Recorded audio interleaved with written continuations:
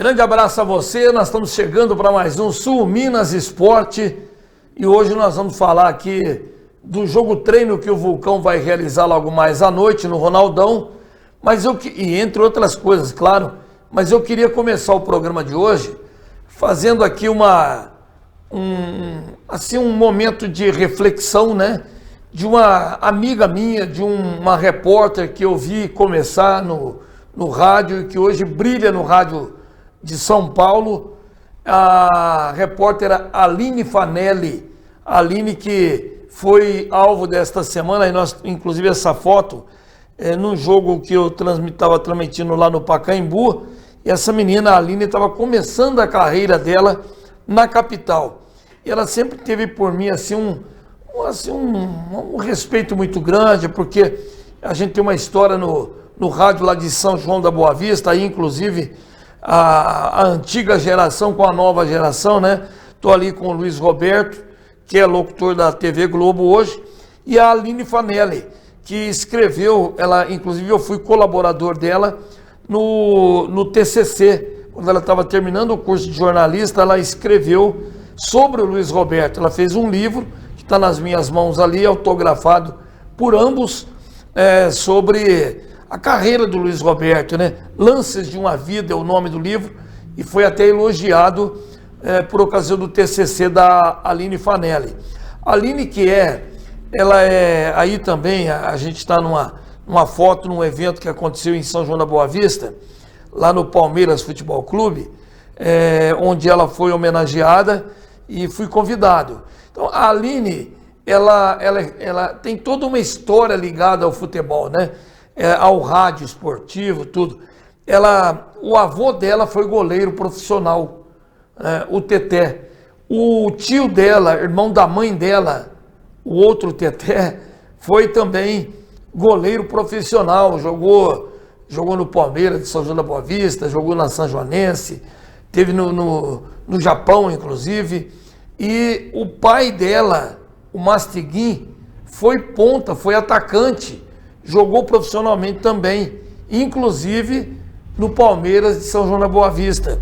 Então ela tem uma vida toda ela focada no futebol, e quando ela foi para o rádio paulistano, recebeu de todos nós aquele incentivo, né? E ela fez aquela pergunta que repercutiu de forma absolutamente negativa aí no final de semana. Ela perguntou para o Abel Ferreira, fez uma pergunta sobre o Mike, né, o lateral do Palmeiras. E ela ia complementar aquela pergunta com outras observações sobre o lateral do Palmeiras. Só que o Abel a cortou no meio da pergunta praticamente, para falar que para a mulher ele só deve satisfação para a mãe dele, para a esposa e para a presidente do Palmeiras. Foi lamentável, né? Uma declaração machista, sem nexo, que rodou o mundo, e toda a imprensa do mundo todo foi solidário com a Aline. Eu, inclusive, ontem conversei com ela, e ela está muito chateada, porque outro dia, até ela falou isso ontem, outro dia a própria presidente do Palmeiras fez uma entrevista coletiva só com repórteres femininas, só com mulheres. Até parecia uma coisa assim feminista, mas ela explicou, a presidente do Palmeiras explicou que era uma demonstração de que a mulher tem que ser incluída mesmo, de forma total e absoluta, no contexto da imprensa do Brasil. Então a presidente faz uma coisa e o técnico dela faz completamente o contrário. Então eu estou aqui me solidarizando com a Aline Fanelli, que é uma repórter bastante profissional, uma menina que está crescendo na sua profissão, que desde o início recebeu o meu apoio, e eu continuo tendo ela como uma das personagens do rádio esportivo do Brasil. Isso posto, vamos falar aqui do Poços de Caldas Futebol Clube, até porque ontem circulou uma nota dando conta de que tem um pseudo-empresário, e não é a primeira vez que o cara faz isso, que ele faz contatos com garotos e fala que ele está em nome do Poços de Caldas Futebol Clube para fazer uma peneira. e ele cobra dos pais desses garotos, né, uma taxa. Eu nem sei se acontece a peneira, né? E o Vulcão já em 2 ou 3 anos já manifestou o seu repúdio por esse elemento. Eles não conseguiram identificar ainda o cara, mas ele já ganhou dinheiro usando o nome de outras agremiações, inclusive do Poços de Caldas. E o presidente do Vulcão emitiu ontem uma nota oficial e ele próprio veio de viva voz falar sobre isso. Vamos ouvi-lo. Olá pessoal, aqui é o Alessandro Geiger, presidente do Poços de Caldas Futebol Clube. Lamento estar aqui para falar de um assunto tão chato, né? Já no primeiro ano, no segundo, no terceiro ano, só no quarto ano que não. Mas de novo esse ano, uma pessoa falando em nome do Poços de Caldas Futebol Clube, com pais de jogadores e pedindo dinheiro para vir para o Poços de Caldas Futebol Clube. Então quero dizer aqui que nós não estamos fazendo isso, não recebemos dinheiro, o elenco desse ano está fechado, todos os jogadores que estão no elenco recebem salário para estar no elenco, né? Então não é a primeira vez, essa pessoa, pelos áudios, é a mesma voz, né? Os números de DDD sempre são os mesmos, né? Mas obviamente que essa pessoa troca os chips. A gente já tem aí uma nota oficial colocada, estamos fazendo boletim de ocorrência, então, por favor, se alguém entrar em contato com você, com seu filho, pedindo dinheiro para estar aqui no Poços de Caldas Futebol Clube, entre imediatamente em contato conosco através das nossas redes sociais, porque essa prática não acontece aqui no Poços de Caldas Futebol Clube. Lamento estar aqui para falar isso, né? Mas infelizmente existem pessoas aí sem escrúpulo nenhum que fazem isso já há alguns anos, não só conosco, com outros clubes do Campeonato Mineiro também, então fiquem atentos aí. Lamentável, né? O presidente, o Alessandro fez muito bem de dar essa explicação, fez o BO, boletim de ocorrência. Nenhum clube, né, que vai fazer peneira cobra para levar o garoto para fazer a peneira. O clube tem interesse de descobrir talento, não precisa pagar, né? Então, lamentável, não é a primeira vez que acontece isso, não é só com o Vulcão, mas o Alessandro Geiger fez muito bem de vir a público dar essa explicação. Bem, vida que segue, a gente lembra que o Vulcão hoje faz o seu segundo jogo treino. O primeiro aconteceu lá, aí nesse local que você está vendo aí, ó, lá em Alambari, no interior de São Paulo, onde o Vulcão fez parte da sua pré-temporada e lá ganhou da seleção de Alambari por 6-0. E hoje, às 7 horas da noite, no Ronaldão, o Vulcão faz o seu segundo jogo treino, vai enfrentar o Guarani, que foi o campeão do Campeonato Amador Municipal. Então é uma experiência louvável, é importante, interessante que o Vulcão faça um evento em nível de competição, né, e é melhor que se realize contra outra equipe, no caso aí o Guarani, do que só entre os próprios jogadores. O jogador gosta de fazer, mesmo que seja contra uma equipe amadora, de nível, como é o Guarani. O Guarani é um time que tem no seu bojo ali ex-profissionais. Eu sempre falo aqui, tem uma história bonita lá dentro, o Tuta, né, que jogou em várias equipes do futebol brasileiro, né, o Júlio Magalhães, que jogou aí na Caldense, no Vulcão, jogou inclusive lá no Brasiliense, é um cara muito conhecido, e outros ex-jogadores que estão ali envoltos dentro do Guarani. Vai ser um bom teste para o Vulcão, e a gente espera que tudo dê certo na noite de hoje, 7 da noite, no Ronaldão, que é o local onde o Vulcão vai realizar os seus jogos, né, pelo campeonato.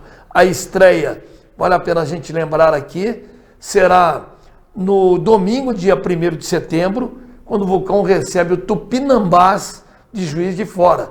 É um jogo difícil, o Tupinambás está bem preparado, deve chegar, eu tenho informações, deve chegar aqui na sexta-feira, já para fazer aqui os seus últimos trabalhos no sábado, inclusive aqui em Poços de Caldas, e domingo, 10h30 da manhã, no Ronaldão, a estreia do Vulcão. Até o final da semana nós vamos colocar aqui, como eu prometi, toda a rodada de abertura do Campeonato Mineiro da 2ª Divisão, ok? Vamos fazer o seguinte, vamos para o nosso primeiro bloco de intervalo. Daqui a pouco a gente volta com mais informações aqui no nosso Sul Minas Esporte.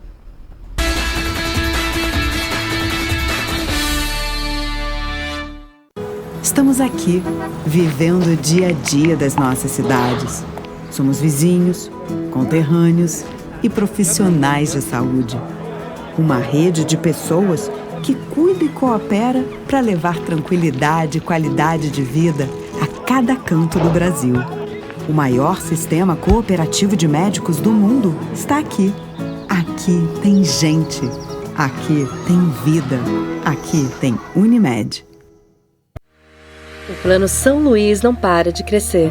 Depois de revolucionar o mercado de planos funerários e se tornar uma referência em cuidado humanizado, apoiado pela tradicional floricultura da região e com o único centro de tanatopraxia da cidade, a São Luís foi mais longe e abriu um velório todo novo, com capelas e ar-condicionado na Zona Sul. Agora, a São Luís comprou o Cemitério Parque e já fez diversas melhorias. Plano São Luís, esse é de Poços, esse eu confio.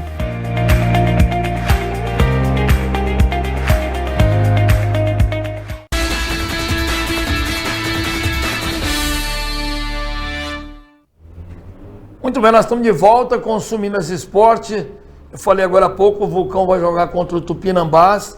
Outra equipe que está na chave do Vulcão é o Vila Real, que agora é de Machado, aqui no sul de Minas, e que está disputando o Campeonato Mineiro da segunda divisão, da Sub-20 da segunda divisão. É isso mesmo. Tem o Sub-20 da primeira divisão e o Sub-20 da segunda divisão, da Federação Mineira de Futebol, como você está vendo ali. Então, no grupo A, o time lá de Machado, que é o Esporte Clube Vila Real, dirigido tecnicamente pelo Wellington Simeão, que foi jogador da Caldense, foi jogador do Vulcão, jogou em grandes equipes do futebol brasileiro e hoje é treinador. Por enquanto ele está dirigindo o Sub-20, mas ele vai ser também o técnico do profissional, que vai jogar inclusive contra o Poços de Caldas, dia 18 de setembro, inclusive, lá em Machado, tem um jogo aqui no Ronaldão e outro jogo em Machado, né? São 2 quartas-feiras à noite.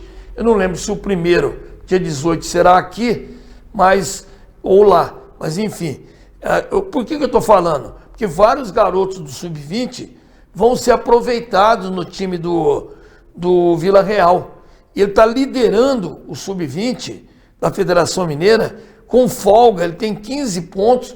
O Tombense, que é o segundo colocado, tem 11 no grupo A, no grupo do Vila Real. Então, você vê que a classificação é uma classificação muito bacana mesmo. Ele já está classificado para a segunda fase, que começa agora no próximo final de semana. E eu lembro que os classificados são Vila Real, o Mamoré, o Serranense, o Tombense, o Itabirito, o Uberaba, o Uberabinha de Juiz de Fora e o Juventus de Minas Novas. Então tá aí, estou dando esse enfoque, porque é um time que se preocupa, né, o Vila Real, se preocupa com a base e está preparando o time profissional para o Campeonato Mineiro também. Olha, vamos falar agora do especializado da Caldense. As equipes de vôlei da Caldense entram em quadra e a gente está sempre destacando aqui que no último final de semana a Caldense entrou em quadra com suas equipes de vôlei sub-14 e sub-15 lá em Limeira, feminino, lá em Limeira. E a equipe adulta masculina que jogou também na própria sede da Caldense. A equipe masculina adulta de vôlei da Caldense enfrentou o time de Divisa Nova pelos jogos regionais de vôlei masculino adulto da Liga Desportiva do Alto Rio Pardo, a Lidarp, da temporada 2024, sob o comando aí do Paulinho Tone. E o time da Caldense dominou a partida, vencendo por 3-0 no ginásio Agostinho Loyola Junqueira, com parciais de 25-13, 25-21 e 25-11. E os atletas Estevão, o Douglas, Caio, Bruno, o João, o Bernardo, o Gabriel, o Guilherme, o João, outro João, né? Outro Gabriel, tem 3 Gabriel aí, né? O Douglas e o Joaquim. Muita gente aí sendo destaque. E o Sub-14 e Sub-15 feminino, as equipes jogaram, enfrentaram a equipe da casa lá em Limeira, a ABB de Limeira. O Sub-14 perdeu por 3-0 e o Sub-15 foi derrotado também por 3-1. Fica feito o registro, porque o voleibol masculino adulto e também as bases do feminino são sempre destaque no trabalho que a gente faz por aqui, né? Assim como o basquete. O basquete da Caldense também volta às competições depois do período de férias. A gente está enfocando aqui, por exemplo, que após o período de férias, as equipes de basquete da Caldense retornaram aí à disputa das competições regionais.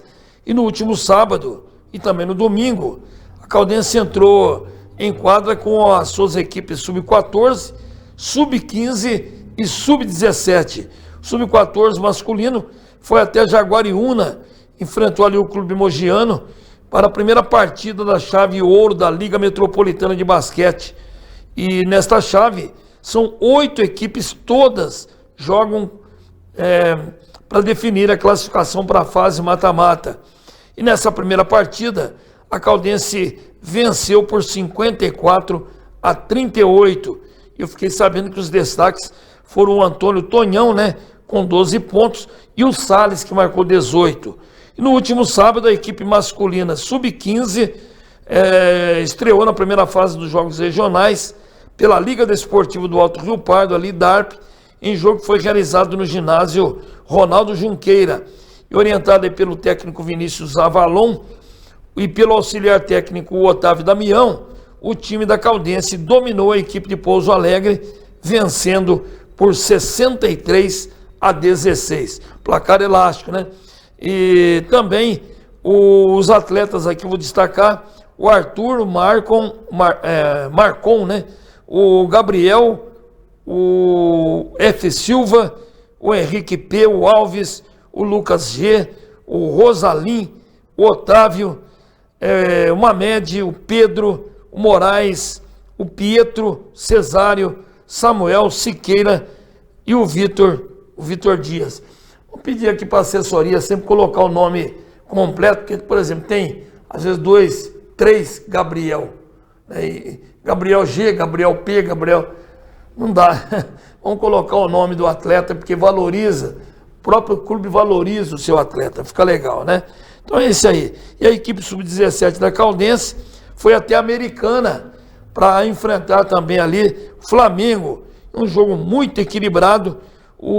A Caldense acabou perdendo por 67-62. Placar apertado, fora de casa. A gente está enaltecendo. Foi uma boa participação também.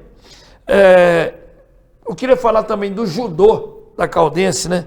Até porque o judô da Caldense foi destaque na maior federação de judô do Brasil. Nós estamos vendo aí no sábado, dia 24, a equipe de judô da Caldense participou da fase interregional do Campeonato Paulista, que é um evento oficial que reúne atletas de 2 regiões de destaque da modalidade, Ribeirão Preto e Bauru. Então, e devido à sua importância no cenário nacional, a Federação Paulista de Judô é dividida em 15 delegacias, cada uma abrigando cerca de 80 agremiações, o que equivale ao tamanho de uma federação estadual completa, né? Então tá aí a participação dos atletas da Caldense. O Davi Infante foi primeiro colocado, a Érica Suzuki segunda, o Ulisses Gregório segundo, o Emanuel Damaso terceiro, Eric Oliveira terceiro, Giovana Dal Roveri terceiro lugar, Gabriel Silva terceiro, Caroline Feitosa quinta, o Dimitri Tercetti foi quinto colocado e o Davi Brito também quinto colocado. Parabéns aí ao judô da Associação Atlética Caldense. Vamos para mais um pequeno bloco de intervalo e eu volto daqui a pouquinho, porque tem mais informações aqui no Sul Minas Esporte. Até já.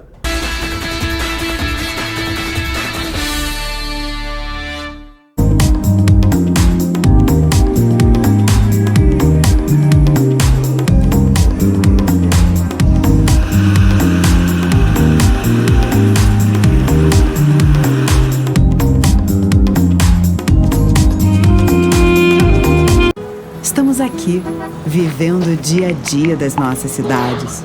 Somos vizinhos, conterrâneos e profissionais de saúde. Uma rede de pessoas que cuida e coopera para levar tranquilidade e qualidade de vida a cada canto do Brasil. O maior sistema cooperativo de médicos do mundo está aqui. Aqui tem gente. Aqui tem vida. Aqui tem Unimed.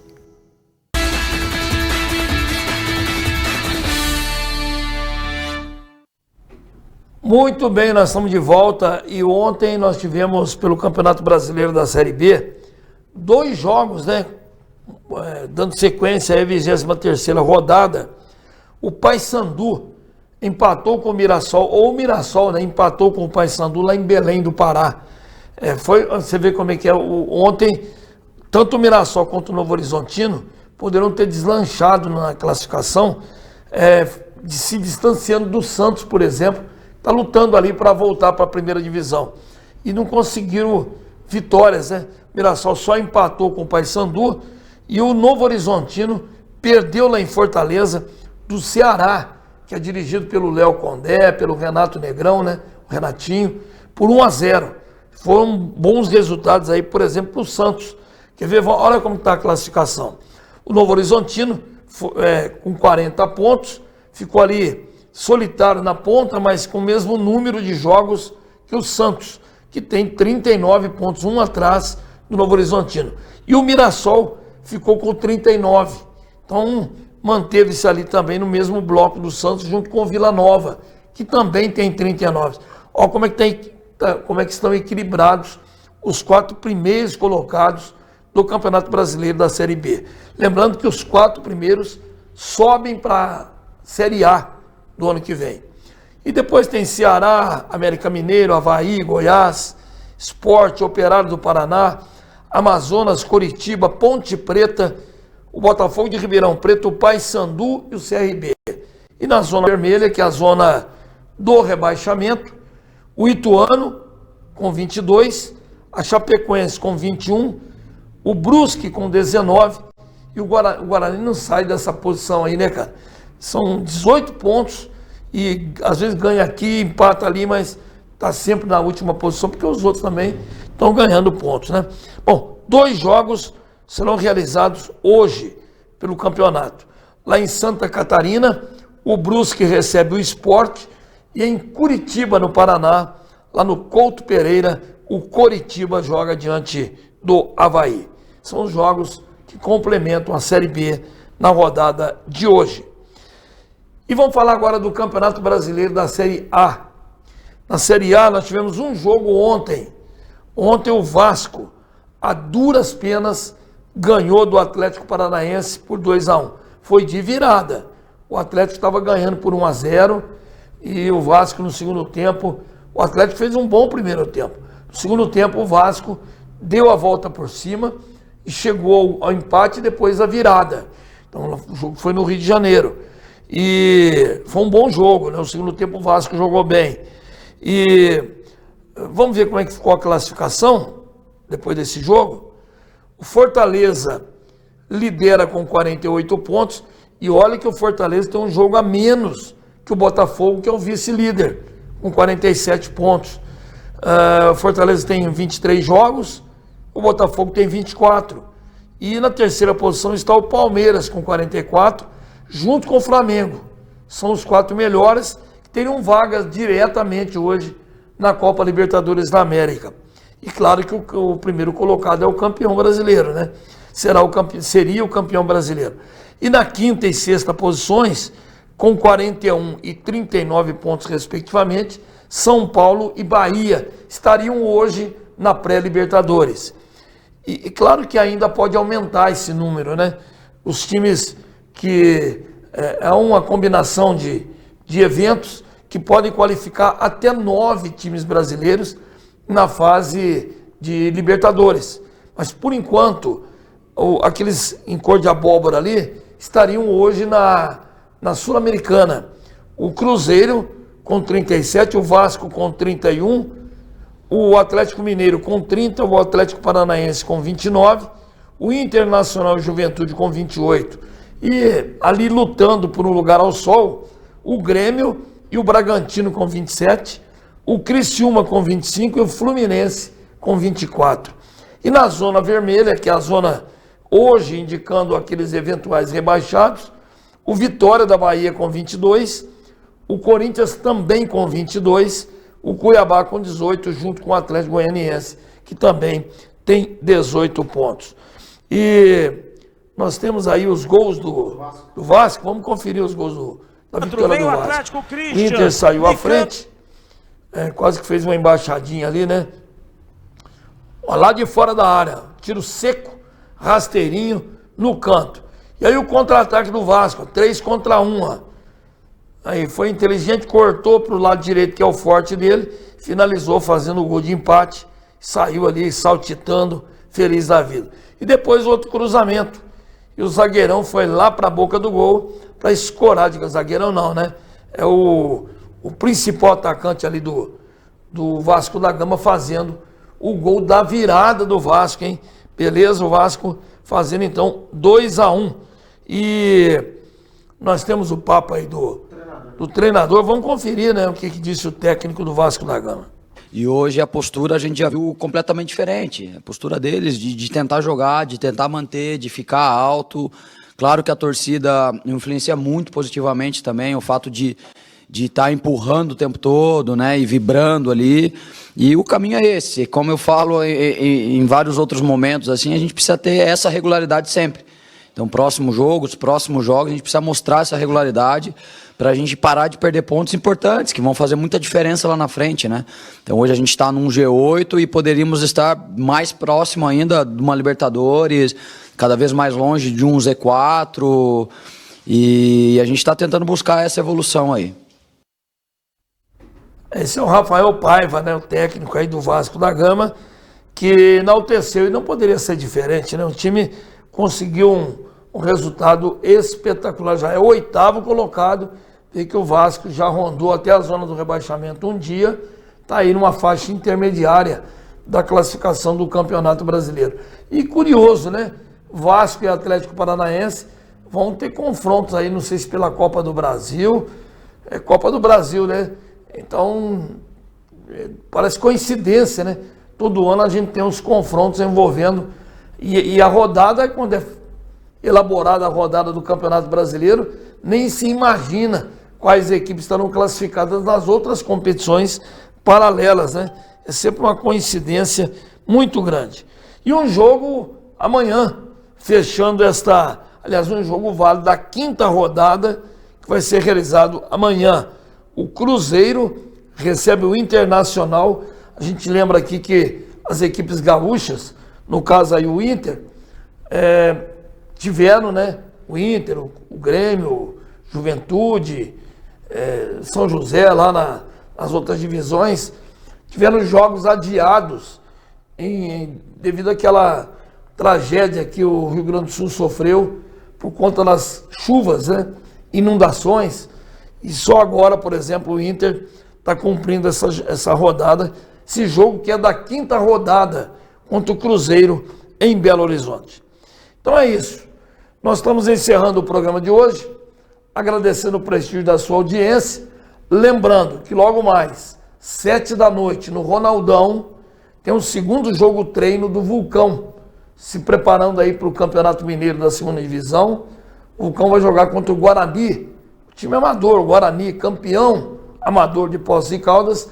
Vai ser um bom teste para o Vulcão e nós vamos estar lá para amanhã trazer informações aqui para você sobre esse jogo treino do Vulcão contra o Guarani. Então até amanhã, grande abraço.